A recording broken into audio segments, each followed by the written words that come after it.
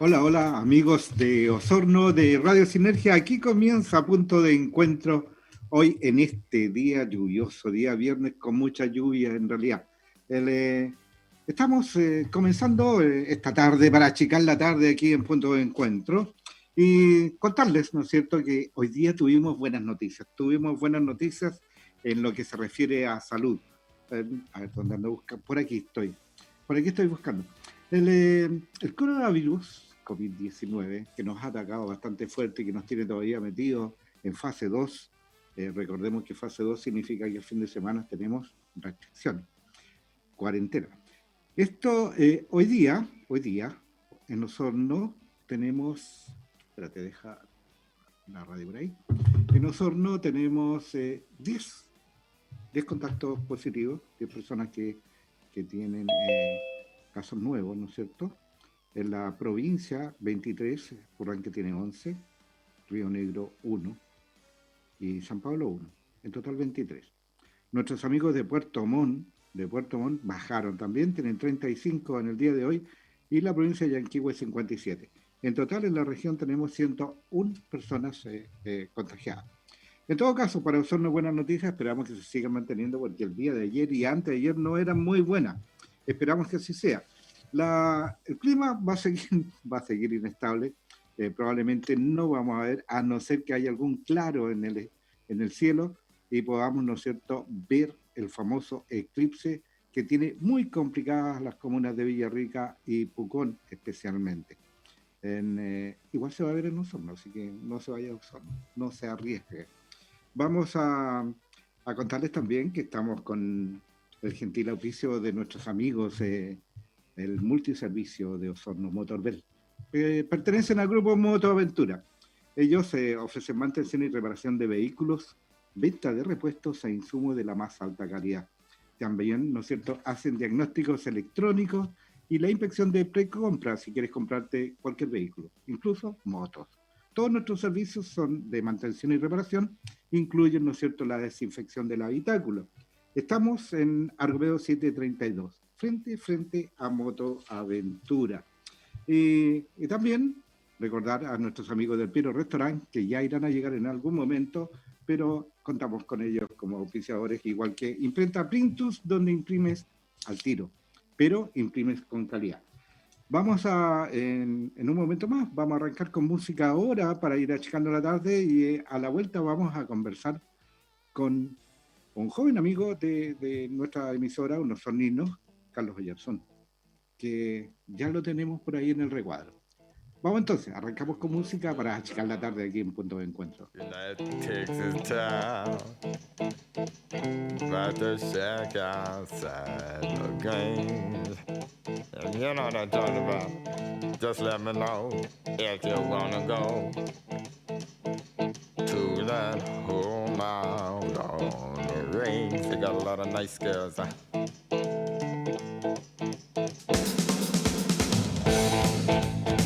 I'm waiting.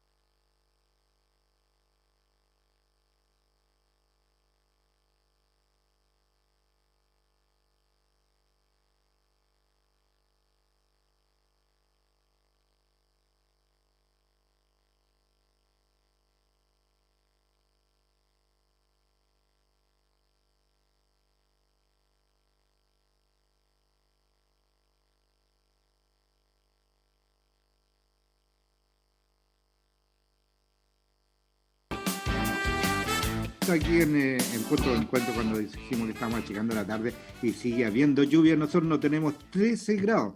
Recordemos que la máxima es 14 grados y la mínima fue de 9. Mañana sábado está anunciado 100% lluvia con una máxima de 16 y 3 la mínima. Va a ser harto frío, así que abrigarse, a encender los calefactores porque en Osorno llegó de nuevo el invierno. Domingo, solcito, entre sol y nubes, pero el lunes lluvia en un 80% de probabilidades que llueva. Bueno, tal como lo anunciamos, quiero dar la bienvenida a Carlos Oyarzún, candidato a constituyente por el Distrito 25. Bienvenido a nuestro programa, Carlos. ¿Cómo estás? Hola, Hernando, muchas gracias. Mira, la verdad es que, para ser honesto, quiero comentarte, soy precandidato. Finalmente dependerá del partido en enero si deciden incluirme en la lista. Estoy trabajando para ello. Sería un bonito desafío que creo que estoy en condiciones de asumir por mi ciudad. Y yo te nombré al tiro candidato. O sea, no te hice pasar por ninguna fase, entonces. ¿Ah? Bueno, digamos entonces que es precandidato constituyente por el Distrito 25. Un breve currículum. Eres osornino, nacido acá, realizó los estudios aquí en Osorno, en el Colegio Osorno College. Así es. Después se fue a estudiar la carrera de Derecho a la Universidad de los Andes, donde también realizó un magíster en Derecho Administrativo. Es abogado, fue asesor legislativo de la Fundación Jaime Guzmán entre el año 2016 y 2019. Te desempeñaste en las comisiones de Constitución, Salud, Gobierno Interior y Seguridad Ciudadana. Durante todo este tiempo se destacó por la participación en el requerimiento de Chile Vamos ante el Tribunal Constitucional para proteger la objeción de conciencia en casos de aborto y el proyecto de ley sobre libertad condicional. Desde junio del año 2019 trabaja en el Ministerio de Educación, en donde ha sido coordinador legislativo del Ministerio y asesor de la División Jurídica. ¿Eso es verdad? Así es. ¿O le faltó algo, Carlos? Casado, con una guagua recién nacida. No recién nacida, ya tiene 9 meses, en verdad. Ya. Casado con una niñita, ¿sí? O niñito. Así es. Ya. Alicia. Alicia. Carlos, siendo tan joven, ¿qué te mueve? No te había, no teníamos ninguna relación contigo en Osorno cercano, algún partido político o alguna acción política en Osorno.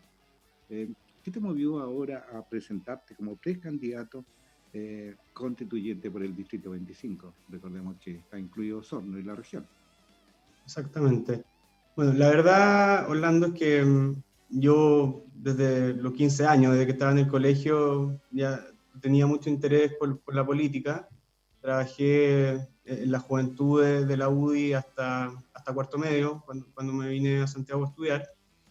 Y siempre me ha interesado, y siempre he estado pendiente, más allá de lo político, del servicio público.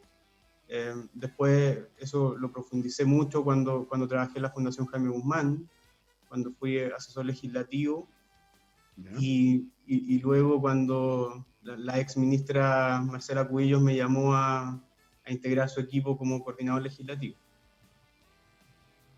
Claro, pero ¿y por qué te interesó de tan cabro chico, digámoslo así, en buen chileno, la política cuando hoy día está tan desprestigiada? ¿No? Parece ser que es una profesión que no tiene mucho futuro. ¿O tiene futuro? Esperemos que lo tenga, y esperemos que lo tenga por el bien de Chile. Yo soy un convencido, Orlando, de que la política en sí es una actividad muy noble, de servicio a la gente, de intentar mejorar la calidad de vida de las personas. Lamentablemente se ha desprestigiado el último tiempo, principalmente porque han habido políticos que la han desprestigiado. No voy a entrar en detalles, pero todos sabemos, desde el punto de vista de casos de corrupción que hemos visto, pero también se ha desprestigiado desde el punto de vista del abandono al debate, desde no condenar la violencia, también se desprestigia la política en eso, cuando se prefiere presionar por sobre conversar, eso para mí también es una forma de desprestigiar la política. Y precisamente en eso estamos. Es una tarea larga, es una tarea difícil. Esto depende también de que muchas personas se comprometan con Chile. Yo ahí hablando también quiero hacer el nexo con que los últimos años se dejó de hablar de patriotismo. Y el patriotismo también implica este servicio a Chile, servicio a la patria, desde nuestros distintos puntos de vista. Yo no quiero por ningún motivo dar a entender de que para mí los patriotas solamente son los que piensan como yo, al contrario. Estoy seguro de que hay gente comprometida con Chile, con el servicio público, que piensa muy distinto, y qué bueno que así sea. El punto está... Carlos, en el punto que tú señalas, ¿no es cierto?, hay una diferencia entre el político y la política, porque desde mi perspectiva la política es el arte de gobernar y de gobernar en sociedades, es el arte de compartir en el fondo. Y quienes practican ese arte se llaman políticos. Ahora, desde tu perspectiva, ¿son los políticos o la política la que está desprestigiada en Chile? No, claramente para mí son los políticos los que están Pero tú quieres desprestigiados. ser político. Así es, bueno, es que para prestigiar a los políticos hay que trabajar en esto. Ya, y en eso estás en este momento. Ahora, todo esto, digamos, y todo este revuelto que hemos tenido en términos de la política, que hubo también, a lo mejor en ese momento tú todavía no llegabas al mundo, cuando un personaje en Chile también dijo, ¿no es cierto?, y estuvo por años en contra de la política. Después él estuvo también en la política y de hecho participó en un plebiscito, se le dijo que no, etcétera, etcétera, y todo lo que ha pasado desde el golpe de Estado y después todo lo que significó, ¿no es cierto?, el fortalecimiento de la democracia, donde aparecen nuevos personajes y aparecen nuevas gentes. En todo ese periodo, la política y los políticos estuvieron muy bien prestigiados. Pero en algún momento, en octubre del año 2019, se vino abajo todo ese castillo, parece que era un castillo de naipes o un castillo de arena. Y ahí empezaron a surgir nuevas gentes, ya había movimientos juveniles también, y en el caso de empiezan los partidos políticos más antiguos a ser cuestionados. Por ejemplo, el mismo partido al cual tú perteneces es cuestionado por miembros de tu propio partido, gente joven como tú. ¿Qué le cambiarías tú a tu partido UDI, Unión Democrática Independiente? ¿Lo sacarías de todavía ese nexo con los militares y con el gobierno de Pinochet?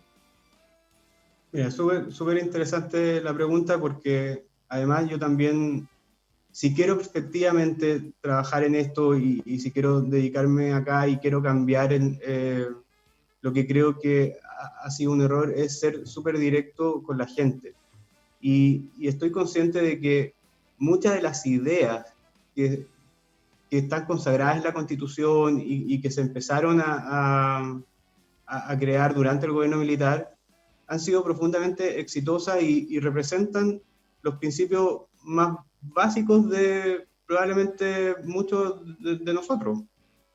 Y no estoy hablando de los casos de violación de los derechos humanos, por supuesto que no. Estoy hablando, por ejemplo, de la libertad económica, de la autonomía del Banco Central, de una sociedad basada en las personas, de un Estado al servicio de la persona y no una persona al servicio del Estado.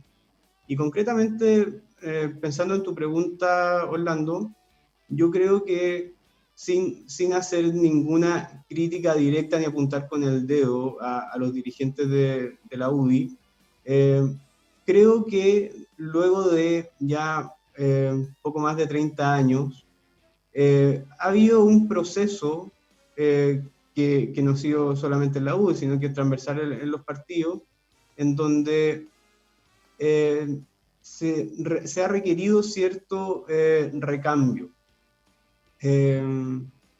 Existen dirigentes de la UDI a los cuales yo les tengo una admiración tremenda, pero creo que esos dirigentes debiesen o podrían empezar a involucrarse más con liderazgos jóvenes que también quieran participar de las decisiones que vengan de aquí a los 40 años. Yo ahí siempre se dice una cosa hablando, los partidos nunca mueren, los partidos pasan a la intrascendencia. El Partido Radical, por ejemplo, fue un partido profundamente protagonista durante gran parte del siglo XX, pero el Partido Radical no existe hace muchos años. El Partido Radical no ha muerto, pero el Partido Radical ha dejado de tener esa influencia. Y yo, respecto de la UDI, no quiero que nos pase eso. Y para eso creo que hay que entender muy bien hacia dónde va la sociedad, hacia dónde queremos influir en la sociedad y de qué manera finalmente le mejoramos la calidad de vida a las personas, que es lo que todos queremos. Pero este fin de semana tienen ustedes elecciones electrónicas, van a elegir, y hay dos candidatos, Macaya y Pérez. ¿Tú crees que representan esos cambios los dos candidatos o no representan ninguno de los dos los cambios que tú esperas como uno de los miembros jóvenes de tu partido? No, ahí te quiero hacer una corrección. La votación finalmente va a ser presencial. Va a ser presencial, ya. Sí, vamos a tener un permiso por lo que decía por lo que dijo la prensa, decían que era electrónico el voto. No, claro, pero hay que ir, no es que lo vamos a hacer desde... Correcto, ya. Vamos a tener un permiso especial para asistir. Ya. ¿Y cuál de los dos candidatos, Macaya o Pérez, o los dos representan ese cambio que tú esperas de tu partido? Mira, respecto de los dos candidatos, yo quiero ser lo más transparente posible. La lista que está liderando Víctor Pérez tiene liderazgos que han significado un aporte extraordinario al país. Y también hay personas jóvenes ahí que representan ese cambio generacional. Probablemente no con la trayectoria de Víctor Pérez. Pero por otra parte, Javier Macaya, la Pepa Hoffman y todas las personas que están trabajando ahí, de los diputados, por ejemplo, Guillermo Ramírez, el mismo senador Morera, el diputado Javier Hernández, han liderado un proceso de recambio que yo creo que es sano, que es natural, y yo en ese sentido estoy con su lista. Ya, o sea, vas por el más joven. Vas por el más joven. Dentro de estas preocupaciones que tú tienes, que estás señalando, ¿no es cierto?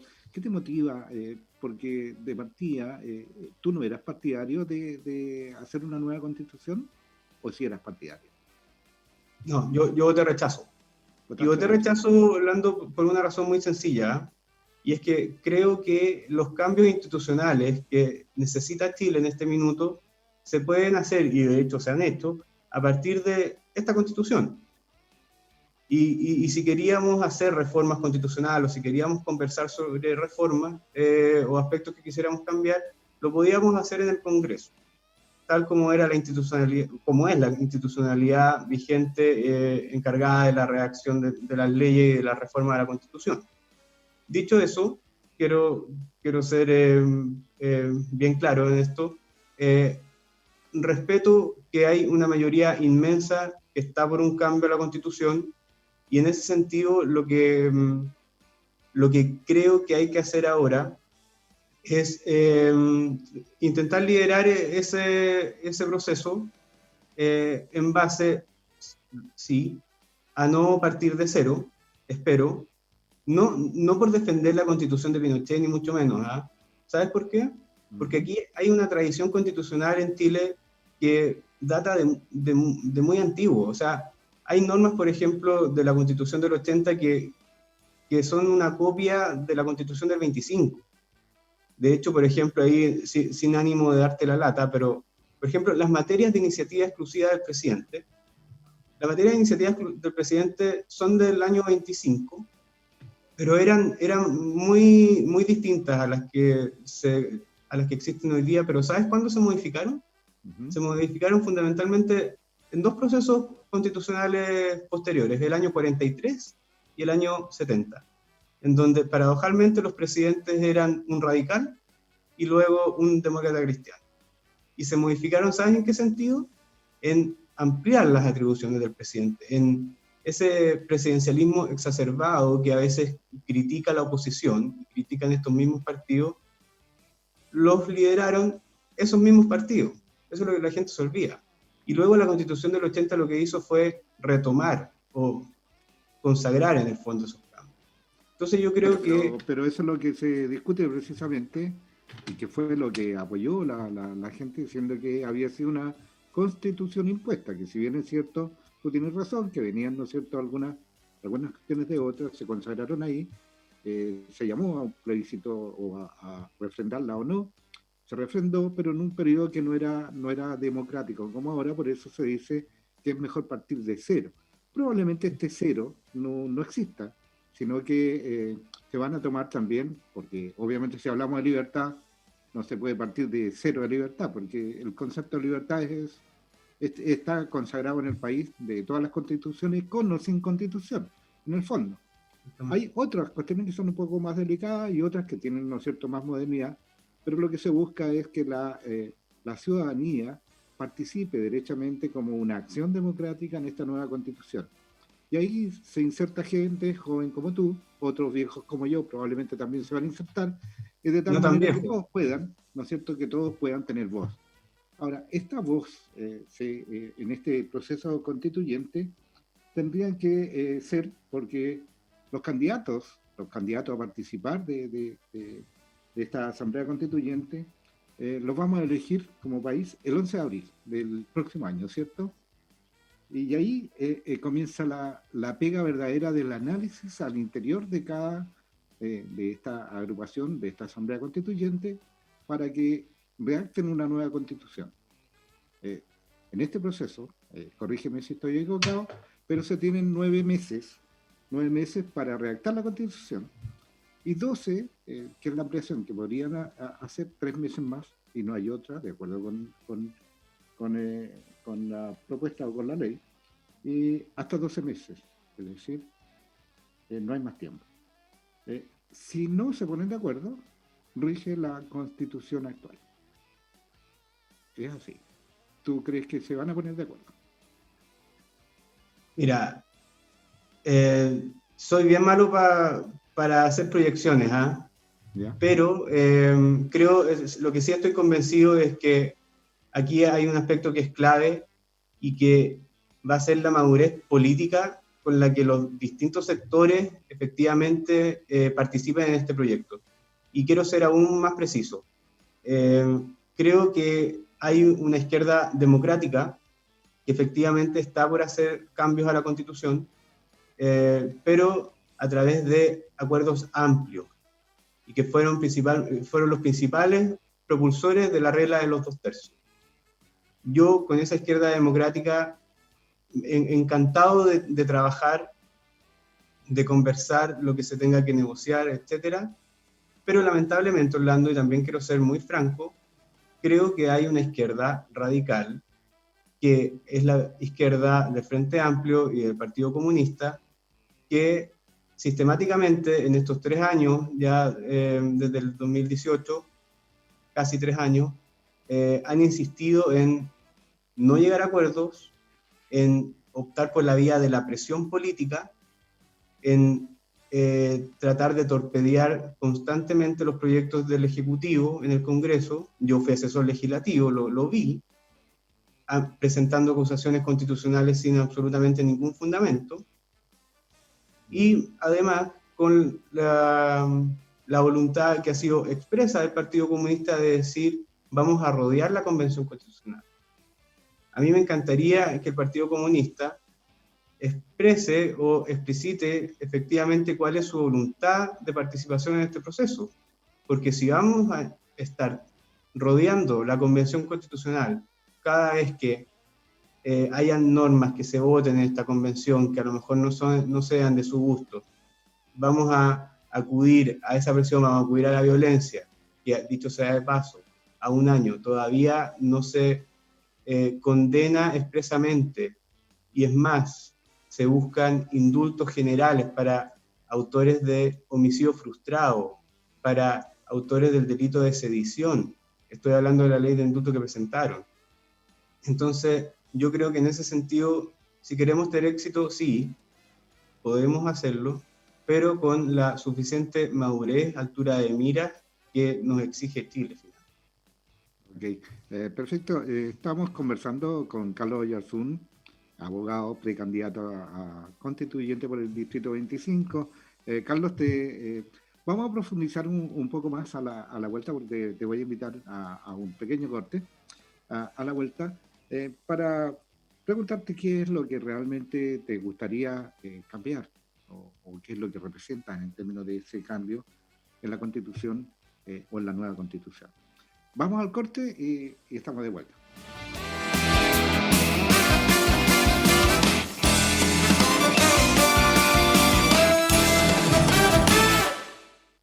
Son las 19 horas, 1 minuto. En Safety Sur nos preocupamos por ti. Conoce nuestros productos para protegernos entre todos. Protector facial ultra liviano, fabricado con plástico ecológico PLA. Acrílico protector para atención a público, automontable en distintas medidas. Pediluvios para la entrada de edificios, oficinas o casas. Alcohol gel de 5 litros con certificación ISP, con glicerina vegetal para que no se te reseque la piel. Sin fragancias ni colorantes. Escríbenos a contacto@safetysur.cl o búscanos en Facebook e Instagram como Safety Sur o por WhatsApp al +569 90 38 9301. Prepara tu 2021 y recíbelo absolutamente renovado en Servimac. Cotiza online y compra durante noviembre, comenzando a pagar tu Toyota en febrero 2021. Te esperamos en servimac.cl. Podrás recibir toda la información necesaria vía teléfono, mail o WhatsApp, siempre con la asesoría experta de nuestros ejecutivos Toyota Servimac. En Servimac es mejor. Something just like this. You don't dance and tell. We live in cities you'll never see on screen. La banda sonora de tu vida está en Radio Sinergia. Cold enough to chill my bones. It feels like I don't know you anymore. We can get out, na na na. 104.5.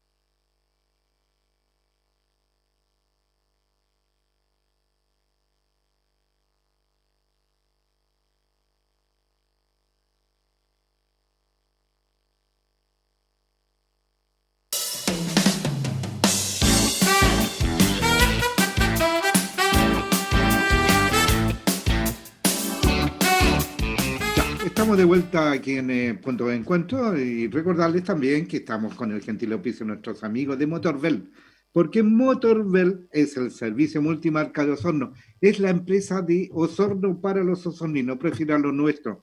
Anda y a ver y a visitar a nuestros amigos de Motorbel porque ellos son confianza, sustentabilidad ambiental y responsabilidad. Te vas a encontrar que es un servicio de primera. Están ahí en Argomero 732 frente a Motoventura.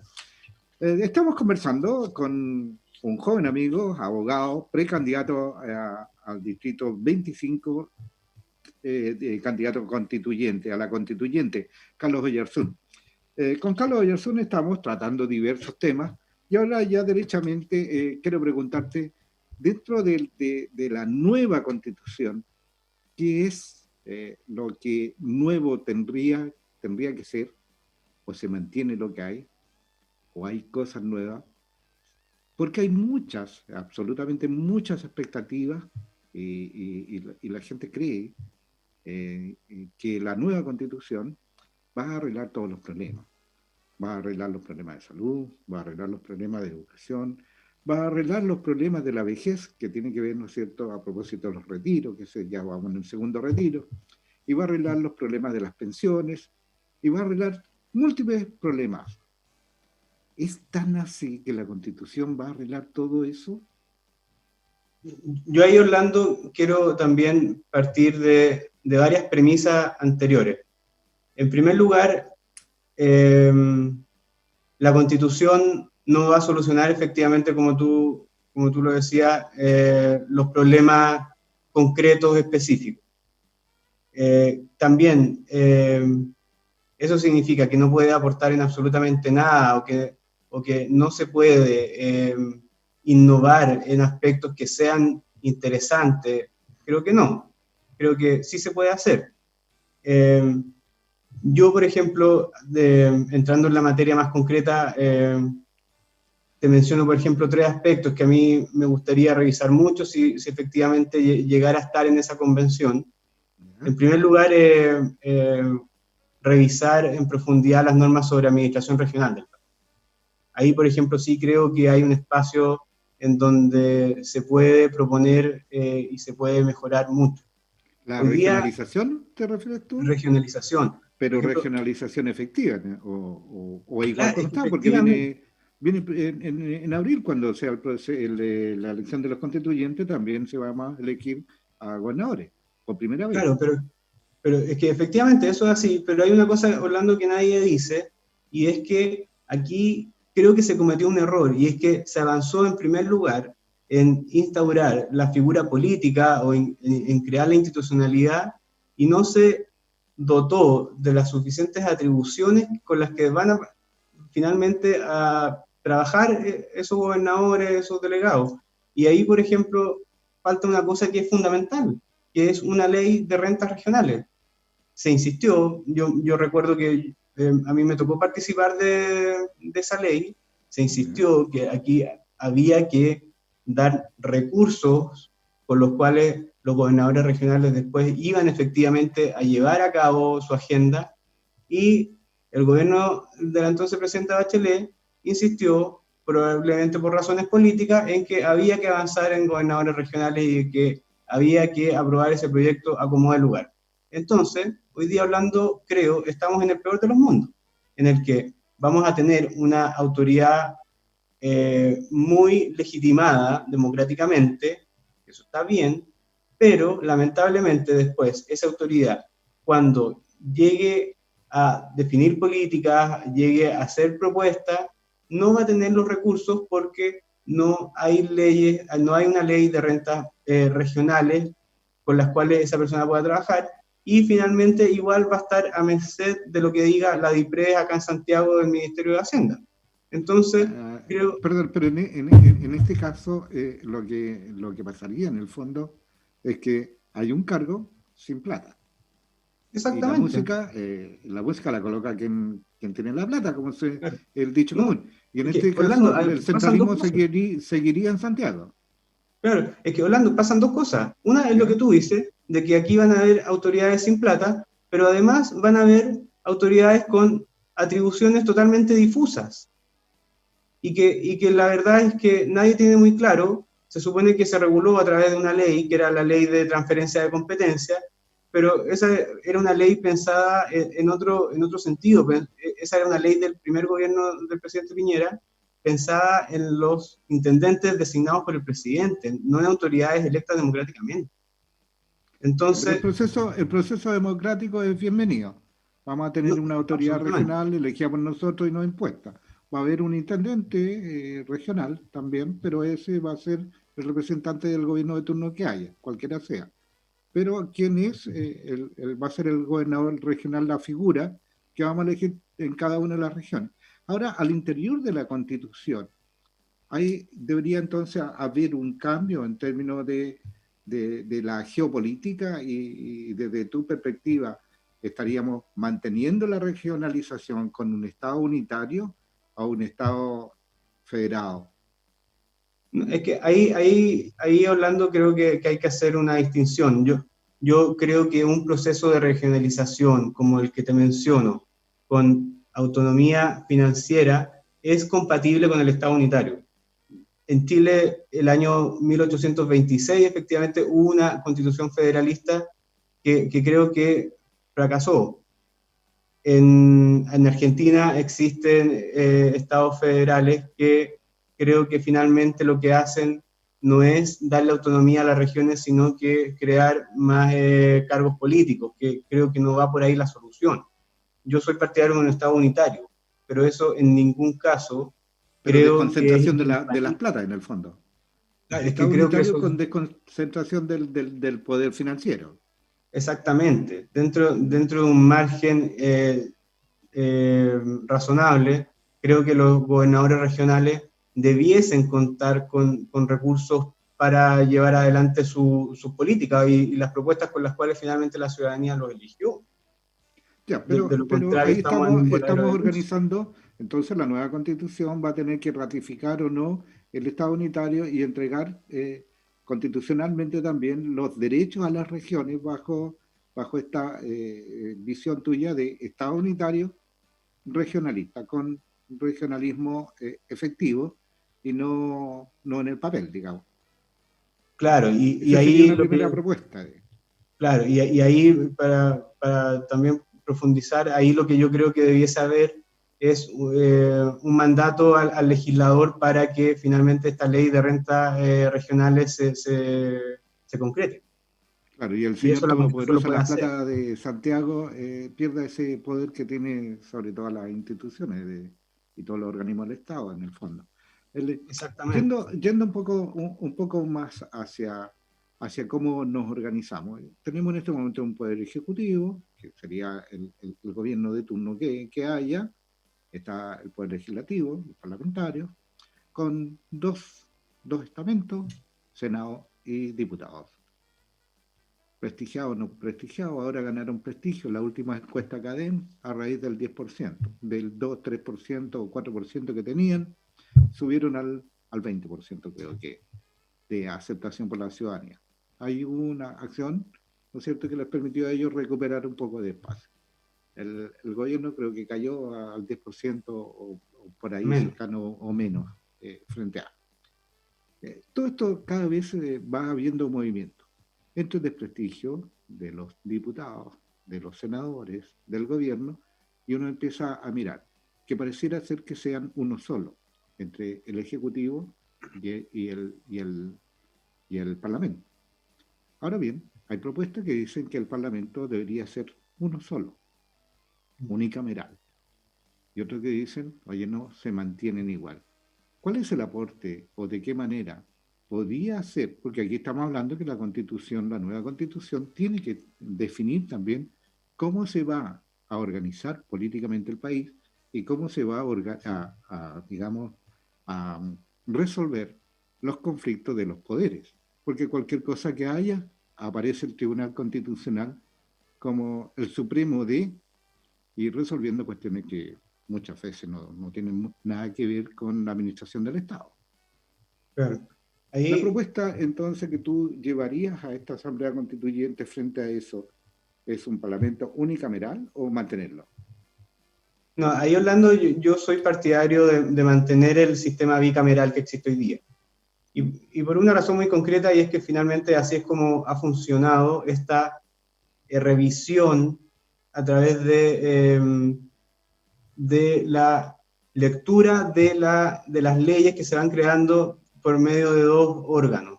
Ahora, lo que sí me interesa dejar claro sobre ese punto es que lo que yo creo que debiese modificarse es la composición con la cual la Cámara de Diputados y el Senado hoy día funcionan.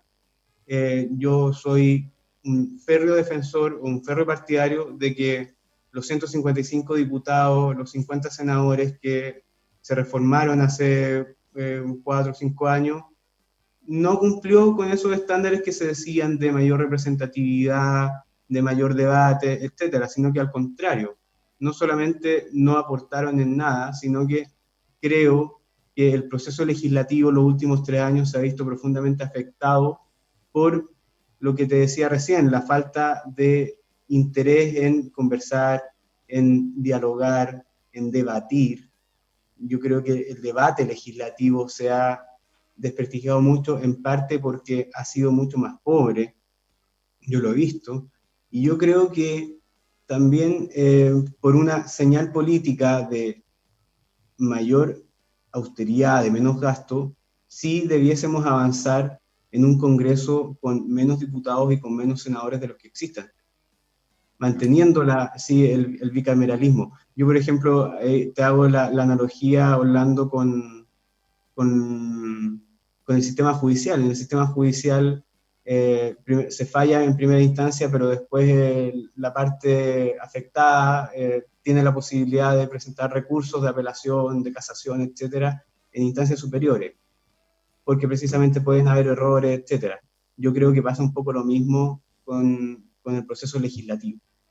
Entonces, ¿tú crees que hay un abuso en el uso del Tribunal Constitucional por parte de los estamentos políticos? Gobierno, y me refiero a gobierno y también parlamento. No, para mí el Tribunal Constitucional, Orlando, y también te lo comento porque también participé varias veces en requerimiento al Tribunal Constitucional, tiene una base, tiene una premisa que es precisamente proteger las garantías constitucionales en el proceso legislativo. Y yo daría vuelta al argumento, sino que aquellos políticos, aquellos diputados, aquellos senadores que tanto reclaman de que hay un abuso por parte del gobierno, por parte de los parlamentarios de Chile Vamos de acudir al Tribunal Constitucional, y que el Tribunal Constitucional muchas veces ha dejado sin efecto leyes que se han aprobado en el Congreso, les diría, hagan el mea culpa de que efectivamente, al parecer, efectivamente están violando normas de la Constitución y se están excediendo de las atribuciones que tienen. Por ejemplo, a mí, te lo digo en 2 casos concretos, me pasó en el caso de la objeción de conciencia respecto de aborto, en donde lo que se quería era prohibir recursos públicos a todas las instituciones que presentaran objeción de conciencia, en donde, por ejemplo, estuvo la clínica alemana, y resulta que eso es una discriminación arbitraria, y está establecido en la Constitución como una discriminación arbitraria para defendernos precisamente a nosotros, a las personas, para protegernos frente a la acción del Estado. El proceso legislativo es un acto del Estado. Cuando se establecen garantías constitucionales, lo que se hace es garantizarnos a nosotros, los ciudadanos, de que el Estado va a actuar de manera justa. Y si el Tribunal Constitucional muchas veces a los diputados y a los senadores les ha dicho, señor, usted está incumpliendo la Constitución, lo que hace finalmente es decirles que están yendo en contra de las garantías que a nosotros nos protegen. Pero tal como se elige en el Tribunal Constitucional hoy día, tal como se nombra los miembros del tribunal, ¿tú crees que ese mecanismo es lo más sano para asegurar esa autonomía del Tribunal Constitucional? ¿O hay otro mecanismo? Porque también tendrá que definirlo en la nueva Constitución. Claro, exactamente. Eso es totalmente conversable, es revisable, no es un tema de principios fundamentales, pero la garantía o la premisa básica que hay detrás de cómo se eligen a los miembros del Tribunal Constitucional es que efectivamente, como tú decías, es que cuenten con esa autonomía, y por eso participan los 3 poderes del Estado. participa el Ejecutivo, participa el Legislativo y participa el Poder Judicial. Entonces, yo, por ejemplo, feliz de que se vea una composición o una forma de nombrar a los a los miembros del Tribunal Constitucional distinta, pero siempre manteniendo eso, que no sean cooptados políticamente. Ahora sí, Orlando, yo me quiero quedar con un punto que es clave, y que independiente de la legislación, de las normas que nosotros establezcamos en la Constitución, si los que después llevan a cabo las normas que están en la Constitución no tienen en el fondo la rectitud de intención o que esas normas funcionen y que cumplan con el espíritu para el cual fueron creadas, vamos a fracasar. Y eso no es la idea.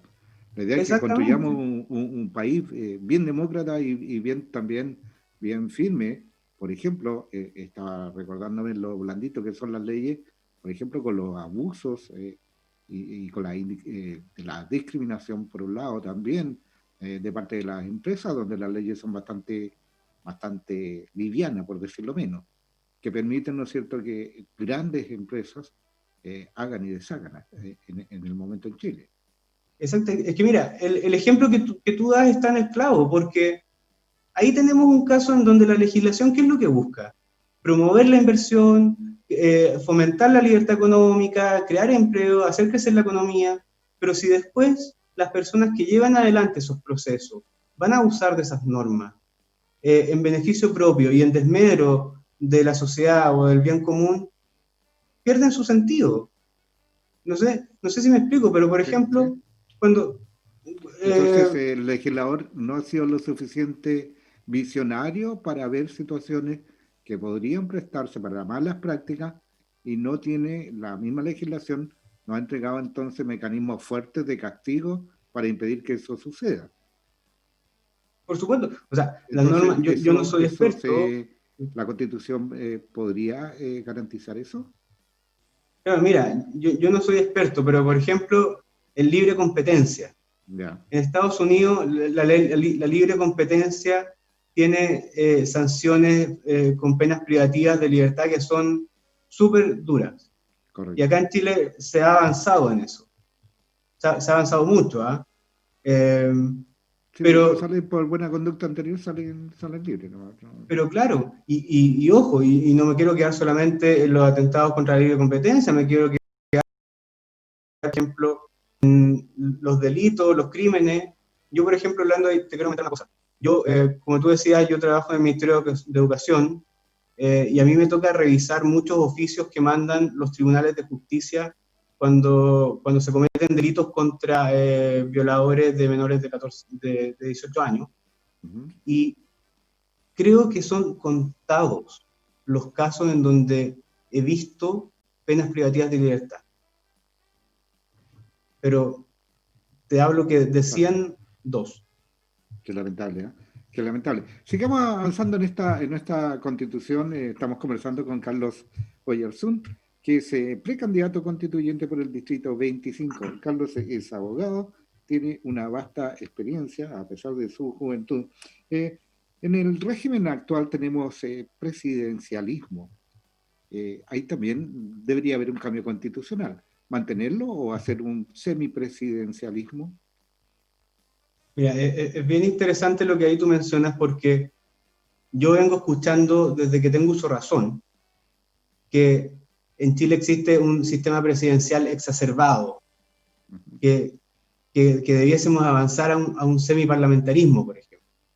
Pero lamentablemente, en esos mismos papers que leo, cuando dicen eso, cuando hacen ese diagnóstico, las propuestas que veo son o bien el mismo sistema que rigió en Chile entre 1891 y 1925, que finalmente fracasó, o lo que veo es ausencia de propuestas.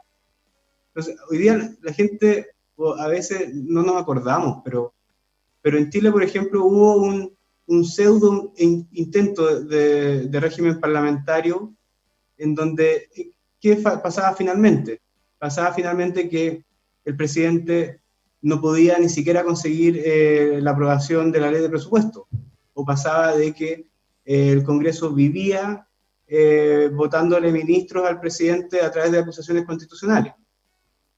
Entonces, avancemos, si quieren, en darle más atribuciones al Congreso y restarle un poco este presidencialismo Ese es exacerbado. un buen punto entonces que tendría que ir sí o sí la Constitución, porque el Congreso también, ¿no es cierto?, reclaman que tienen prácticamente nada de atribuciones, porque cualquier ley tiene que pasar primero por la voluntad, digámoslo así, por la voluntad ejecutiva, del gobierno, del presidente en este caso.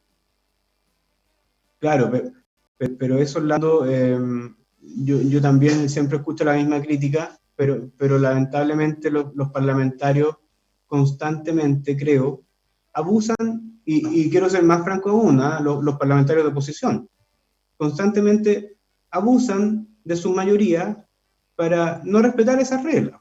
Por ejemplo, los parlamentarios no tienen iniciativa en materias de ley que impliquen gasto.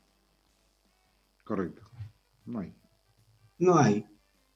Pero uno ve constantemente que a veces aprueban leyes que sí implican gasto. Y ahí vuelvo a lo que te decía. ¿Qué pasa después? El Ejecutivo va al Tribunal Constitucional, el Tribunal Constitucional le declara la razón al Ejecutivo, y los parlamentarios de oposición reclaman que existe una tercera cámara. Cuando lo que debiesen hacer esos parlamentarios de oposición es respetar las reglas del juego. Ya, o sea, la falta de eso entonces sería desde tu perspectiva, entonces sería un atentado a la propia democracia, al no respetar las reglas del juego. Pero, o sea, hablando, estoy totalmente convencido. Si nosotros no respetamos el Estado de Derecho en su conjunto, eso es atentado a la democracia, es atentado a la convivencia. Y aquí lo estamos conversando respecto de un aspecto concreto, por ejemplo, que son las normas de tramitación de las leyes. Pero, por ejemplo, cuando vemos la Araucanía incendiada, cuando vimos el estallido del año pasado, del año pasado. ¿Te cuesta decir estallido social, no? Es que yo creo que el 18 específicamente lo que hubo fue un estallido de violencia. Ya, ya. Cuando yo veo estaciones de metro quemadas... ¿Cómo? También llevó a lo otro, que preocupó a los políticos y preocupó a la ciudadanía en general. No estoy contra la violencia, pero obviamente que el estallido iba mezclado con las cosas. Cuando nosotros en Chile estamos viendo iglesias quemadas, Orlando, yo creo que eso es muy grave y creo que no se le toma el peso.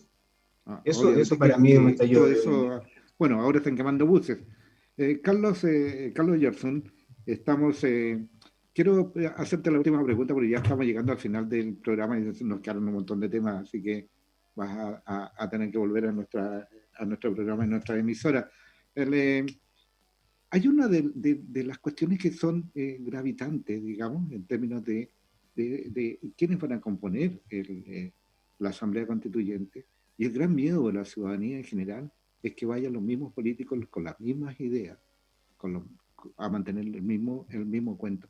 ¿Qué garantía das tú de que te vas a mantener al margen? ¿Qué garantía nos das tú que vas a mantener al margen de las situaciones de políticas que han sido nefastas para el país y que se quieren preservar, y que tu mente y tu aporte va a ser garantía de una apertura y de una visión futurista a la nueva Constitución?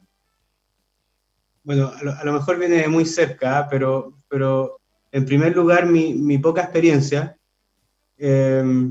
Yo, si bien soy militante de un partido y represento esa visión, yo tengo pensamiento propio, que aquí de lo que hemos ido conversando te lo digo con total sinceridad. No tengo complejos de decir lo políticamente correcto si no me parece, y además creo que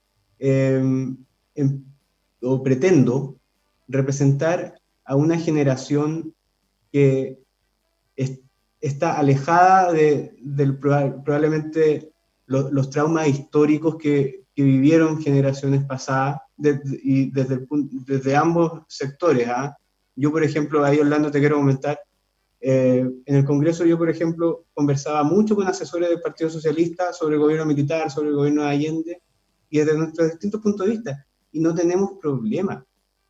Los problemas cuando se generan, cuando hay intereses políticos, hay traumas históricos pasados, que finalmente a veces nos nublan un poco la razón. En ese sentido, creo que puedo encarnar esa dirigencia política que es necesaria rejuvenecer o regeneracionar. Te agradezco mucho y te deseo la mejor de las suertes. Y creemos en tu sinceridad, Carlos Oyarzún, joven abogado que está, ¿no es cierto?, precandidato a constituyente por el Distrito 25, con quien estuvimos conversando. Que te vaya muy bien, Carlos. Y nosotros tenemos que irnos y encontrarnos el lunes nuevamente después del eclipse. A las 6:30 de la tarde, cuando volvamos a decir que aquí comienza Punto de Encuentro. Agradecer también a nuestros amigos de Imprenta Pintus, donde imprimen al tiro, del Piero Restaurant, que esperamos que pronto vuelvan porque me dio un hambre tremenda, Carlos Cristian allá en el estudio también, y a nuestros amigos de la multimarca de Osorno, Motorbel, porque pertenecen al grupo Motoaventura. Ven a conocernos, están en Argomedo 732, ahí se ubica Motoaventura frente a, ¿no es cierto?, nuestros amigos de Motorbel. A Motorbel, que ellos son osorninos 100%, prefiera lo nuestro. Y prefiera también a toda la buena parrilla musical que tiene por este fin de semana Carlos Cristian. Recuerde que mañana está la repetición del profesor Cristóbal con Entre Tuercas y también están, ¿no es cierto?, los expedientes. Pero lo que es mejor va a estar en las tardes del sábado a las 8 de la tarde el Blue, la hora del Blue. Y el domingo seguimos con nuestra programación, así que quédese con nosotros, no se vaya. Nos vemos y nos escuchamos el próximo lunes. Chao, chao. Buen fin de semana. La tarde ya terminó, y ya que te informamos y contamos qué está pasando, y conversamos sobre lo que a todos nos interesa, es hora de descansar y encontrarnos en otra jornada con nuevos temas, nuevas ideas y nuevos invitados. Esto es Punto de Encuentro. Síguenos acompañando con la mejor música en Radio Sinergia.